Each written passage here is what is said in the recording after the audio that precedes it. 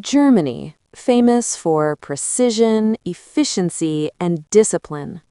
A country where everything appears perfectly organized. But beneath that polished surface lies a web of unspoken rules, so strict, so deeply ingrained that even Germans fear breaking them. From everyday politeness rituals to shocking social taboos that can cost you respect, housing, or your dignity, Germany plays by rules the rest of the world never sees. Ignore them and you won't just stand out. You'll stand alone. These are the 15 cultural taboos hidden behind Germany's flawless image. Number 15. Never mention Germany's biggest taboo. If there's one thing you should never bring up in Germany, it's the Nazi era. This isn't just a social taboo, it's a legal crime. Wearing Nazi uniforms, using symbols like the swastika, or performing the Heil Hitler salute, even as a joke, can land you in prison. Under Sections 86 and 130 of the German Criminal Code, such actions are strictly forbidden. Even online, you're not safe. In 2018, a man in Berlin got a 10-month suspended sentence just for posting a photo of Hitler on Facebook. Video games like Wolfenstein couldn't even show Nazi symbols until 2018, and drunk tourists who try to act out history in the streets fined thousands of dollars and arrested. Even selling antiques from the Nazi era can spark investigations, unless you can prove your intentions are educational or historical. Number 14. Wearing clothes at the beach? You might be the odd one out. In Germany, there are beaches and saunas where wearing clothes is actually considered rude. Welcome to FKK, Freie Körperkultur, or free body culture. Here, nudity isn't just accepted, it's expected. Walk into a public sauna in a swimsuit and expect to be stared at, not for being naked, but for not joining in. There are over 300 registered FKK clubs in Germany, with more than 600,000 members, and millions more who participate informally. It's common to find nude zones in public parks, hiking trails, or even city lakes. You might see people jogging completely nude except for sneakers and a backpack. It's not a prank, it's a lifestyle, protected by law and respected by many Germans. Would you dare to strip down to fit in? Number 13. Refugees, legally settled but socially distant. Germany has taken in more refugees than any other European country, over 1 million since 2015. Many receive housing assistance, healthcare, German lessons, and even monthly financial support, ranging from $320 to $530. But legal status doesn't always mean acceptance. Many immigrants, even those with citizenship and stable jobs, report being denied housing just because their names don't sound German. Others find it nearly impossible to make German friends. Invitations to local gatherings are rare, and children from immigrant families are often teased in schools. While waiting for official documents, many are forced to live in converted army barracks or temporary shelters with up to 100 people in cramped conditions. Even those trying to return home are caught in the system. Through the REAG/GARP program, Germany offers up to $2,700 in cash, a plane ticket, and reintegration support. Some later return, as students or through marriage. Behind Germany's generous refugee policy is a quiet wall of social isolation. Legal on paper, unwelcome in spirit. Number 12. Behind the glowing 11-story building are nameless girls. In Cologne stands a towering 11-story building with flashing lights, private parking, and a rooftop bar. To the casual eye, it looks like a flashy hotel, but this is Pascha, once known as the largest adult entertainment complex in the world. Since 2002, adult services in Germany have been fully legal and regulated. Workers must register, pay taxes, receive health checks, and even get retirement benefits. On paper, it's clean, professional, safe. But behind the neon glow lies a harsher truth. Most of the women working inside come from poorer EU countries, Romania, Bulgaria, and Ukraine. They're often in their early 20s, don't speak German, and work 12 to 14 hours a day. In many cases, they're not even allowed to turn down customers. Despite legal requirements, nearly half of workers don't have proper licenses. Some fear being deported. Others have no real choice. Germany's adult industry is worth over $15 billion. It's the biggest in Europe, but it's built on the backs of thousands of vulnerable women, many nameless, silent, and unseen. Number 11. Silent Sundays, shopping and entertainment dreams shattered. Imagine this. You land in Berlin on a Sunday evening. You're starving. You head to the nearest supermarket, and it's locked. Every shop is closed, even the bakery. Welcome to Silent Sundays, Germany's most sacred tradition. But it's not just Sundays. From 1 to 3 p.m. and 10 p.m. to 7 a.m. every day, Ruhezeit, quiet time, is enforced. During these hours, you're legally not allowed to play loud music, drill holes, throw parties, mow the lawn, or even vacuum. Break the rule? You could be fined up to $2,700 depending on the region. Why so strict? Germans value work-life balance. Sunday isn't for shopping, it's for rest, family, nature, or just doing nothing at all. Only essential services, hospitals, police, fire departments, and a few gyms can stay open. Everyone else, forced to pause. To many outsiders, it feels like stepping back in time. But to locals, it's one of the few moments when life truly slows down. Number 10. Dating, but not in love. You've been dating someone in Germany for 6 months. You've gone on trips, met their parents, cooked dinner together.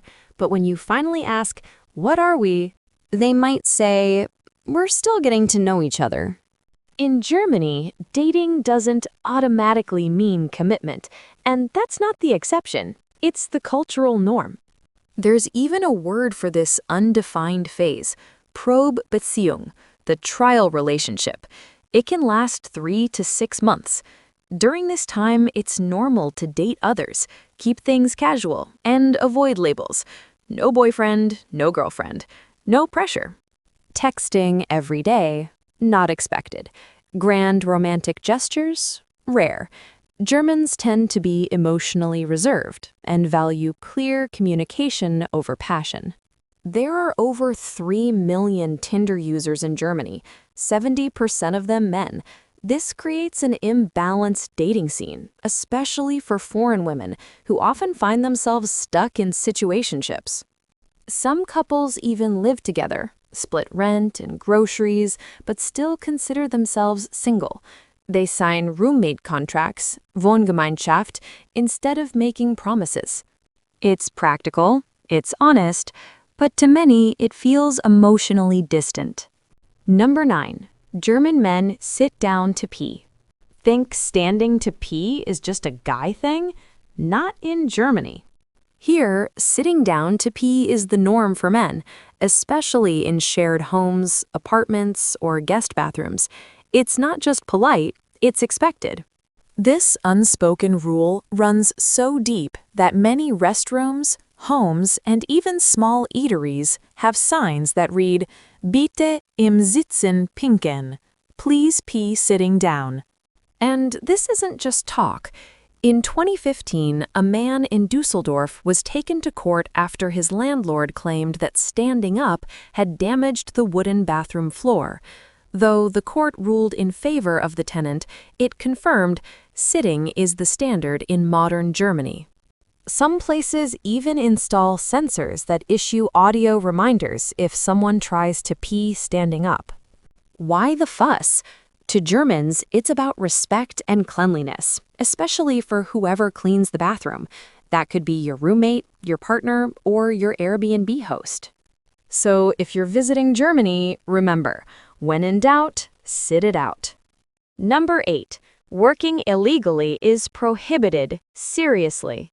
Think washing dishes under the table is no big deal? In Germany, that could land you and your boss in serious legal trouble. Working without a legal permit is not just frowned upon, it's considered tax fraud and social insurance evasion. One example, a Ugandan woman on a family reunion visa took a dishwashing job at a restaurant while waiting for work approval. When authorities caught her, she was fined $90, and her employer paid $900. That's just the minimum. In larger cases, fines can go up to $50,000. According to the German Labor Ministry, 10 to 15% of foreign workers in Germany have worked illegally at some point. This includes students, asylum seekers, and workers from Eastern Europe or Southeast Asia. Germany's strict welfare system relies on clear documentation, fair pay, and proper taxes. Even casual or part-time jobs require legal paperwork. No permit, no job. So if someone offers you easy cash under the table, remember, in Germany, even peeling potatoes without a contract can cost you dearly. Number 7. Don't bother the locals. You're laughing in the elevator, chatting loudly on the subway, waving at your friends across the park. In Germany, you're officially being rude. Germans take peace and personal space seriously, especially in public. On a Berlin U-Bahn, you can sit with 20 people in total silence, not because they're strangers, some are friends, family, or coworkers, but because disturbing others is a cultural taboo. A 2023 YouGov survey found that 72% of Germans believe quietness in public is a sign of civilization. Over 60% will openly show discomfort if disturbed through sighs, glares, or that unmistakable headshake. But it doesn't end with noise. Taking someone's photo in public without permission? Illegal. Germany has some of the strongest privacy laws in the world. If you snap a stranger, accidentally or not, and post it online, you could be fined $300 to $1,000 or more. There is even a case where a tourist had to delete a photo on the spot just for capturing someone napping in the background. So remember, in Germany, respect means being invisible. Number 6. Even sneezing has etiquette. In Germany, even your sneeze gets a polite response.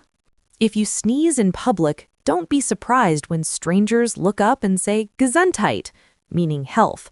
They're not being overly familiar, they're just following a deep-rooted tradition. The custom comes from a time when people believed a sneeze could let your soul escape, and saying Gesundheit acted like a spiritual shield against illness or evil. Science may have moved on, but the courtesy remains alive and well. Even more fascinating, if you sneeze 3 times, they'll say it 3 times without hesitation. But here's the twist. If you don't reply with a danke, thank you, you might get a small frown or a disappointed glance. It's not rude, but in Germany, it's expected that you complete the exchange. So next time you sneeze on a German street or bus, just say danke and you'll fit right in. Number 5. If you find something lost, hang it on a tree. Lose your scarf in Berlin? Check a tree. Seriously, in Germany, when people find lost gloves, scarves, or hats, they don't keep them. They hang them on tree branches, fences, or benches nearby. It's one of the country's most charming acts of everyday honor. In big cities like Berlin, you'll spot entire trees decorated with single gloves, children's hats, and even jackets, neatly placed like they're on display. Locals call these Fundbaum, or lost and found trees. A recent YouGov survey revealed that 78% of Germans would return a lost item, and instead of taking it to a police station, hanging it in public view is seen as a noble act of civic respect. Some communities even create special hooks near train stations, unofficial lost and found spots where people leave what they found. It's quiet, it's thoughtful, and it says, someone's probably missing this, and I trust they'll come back for it. Number 4, you must pay for public broadcasting, even if you don't watch TV. In Germany, you pay for public TV, even if you don't own one. It's called the Rundfunkbeitrag, a mandatory public broadcasting fee of about $20 per month per household. It doesn't matter whether you have a TV, listen to the radio, or just use your phone. If you have an address, you pay. The law was introduced in 2013 to ensure independent, unbiased public media for everyone through broadcasters like ARD, ZDF, and Deutschlandfunk. Try to skip it, you'll still get billed, with back payments, late fees, and fines. One international student ended up owing nearly $800 after ignoring letters for 3 years, despite only using a laptop for classes. Even if you only use a smartphone, it counts, because technically your phone can stream German public media. There are exemptions for low-income households, students, or people with disabilities, but you must apply manually. In Germany, media is a public service, not a consumer product, and everyone pays to keep it running. Number 3, don't give red roses to women. Think red roses are always romantic? Not in Germany. In this country, where communication is clear and direct, red roses don't just say, "You're nice," they scream, "I'm in love with you." Giving red roses to a coworker, neighbor, or someone you barely know can be misread as a bold romantic advance, or worse, low-key harassment. A 2021 YouGov survey found that 62% of German women feel uncomfortable receiving red roses from someone they're not close to, and 18% say it feels awkward or creepy. So, if you want to show appreciation, stick with tulips for admiration, sunflowers for positivity, or white roses for sincerity.